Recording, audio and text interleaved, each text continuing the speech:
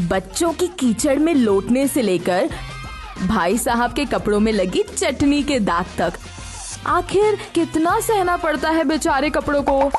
पर अब कपड़े साफ करना हो गया है इजी, क्योंकि नागपुर में पहली बार इंट्रोड्यूस हुआ है लॉन्ड्री इजी, जो करता है पर केजीज में क्लॉथ वॉश से लेकर dry clean, premium laundry, steam iron and much more, वो भी हाइजीन का पूरा ध्यान रखते हुए। लॉन्ड्री इजी करता है आपके कपड़े free pickup and drop. Contact 7066209007। Laundry easy, one stop solution for all your laundry needs. आप देख रहे हैं पार्थेश्वर समाचार, सत्य परमो धर्म। 2 दिन पहले मेडिकल कॉलेज में आयोजित एक प्रेस कॉन्फ्रेंस में जिला संरक्षक मंत्री विजय वडेट्टीवार ने डेरा आंदोलन में कोरोना योद्धा कार्यकर्ताओं के बारे में विवादास्पद बयान दिया था। गुस्साए डेरा कार्यकर्ताओं ने कल एक प्रेस कॉन्फ्रेंस आयोजित की थी और कहा कि पालक मंत्री विजय वडेट्टीवार ने कोरोना आपदा में 7 महीने तक अवैतनिक बीमारों की सेवा करने वाले सैकड़ों महिला और पुरुष कोविड योद्धाओं का अपमान किया है। अभिभावक मंत्री को सभी आंदोलनकारी कोरोना योद्धाओं से माफी मांगनी चाहिए। इसके बाद अभिभावक मंत्री इस बयान के खिलाफ कड़ी प्रक्रिया हुई।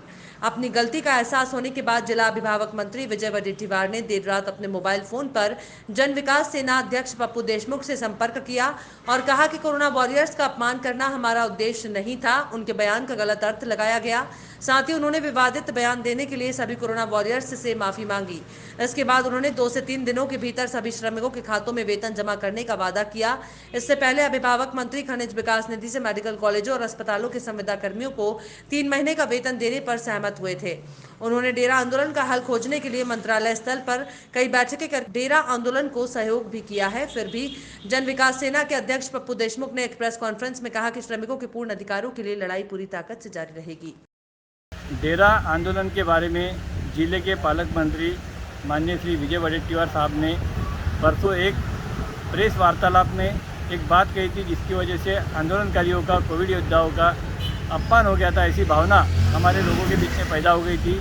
हमने कल एक प्रेस कॉन्फ्रेंस ले करके माननीय पालक मंत्री जी से माफ़ी मांगने के लिए कहा और यदि उन्होंने माफ़ी नहीं मांगी तो उनके खिलाफ आंदोलन छेड़ने का भी इशारा कल हमने दिया था।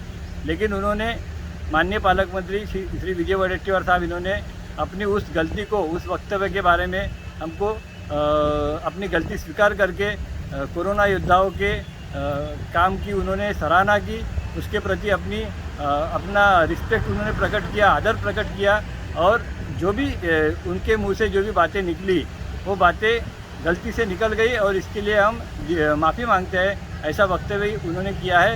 इसलिए अभी इस मुद्दे को, क्योंकि अभी हमारी व्यक्तिगत लड़ाई नहीं है, ये हमारी अहंकार की लड़ाई नहीं है, मुद्दे की लड़ाई है।